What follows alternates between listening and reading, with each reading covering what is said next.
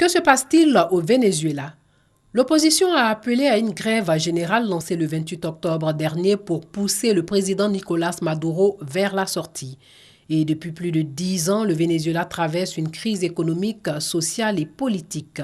La baisse du baril du pétrole en début d'année 2016 n'a fait qu'empirer la situation. Que dit le gouvernement Maduro? Nicolás Maduro a déjà menacé de faire intervenir l'armée en vue de mettre fin à ce mouvement social. Il a battu le rappel de ses soutiens pour faire échec au putsch parlementaire. Quant au ministre de la Défense, il se dit prêt à défendre son pays au prix de sa vie. Que dit l'opposition?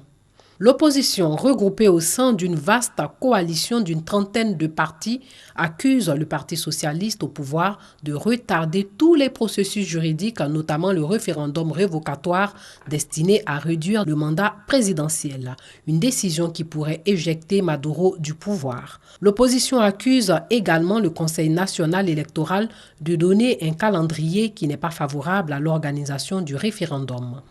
Venezuela, vers un chaos? Cette crise économique est visible à tous les niveaux. Dans ce pays de 30 millions d'habitants, les pénuries alimentaires s'enchaînent et les produits de base sont épuisés.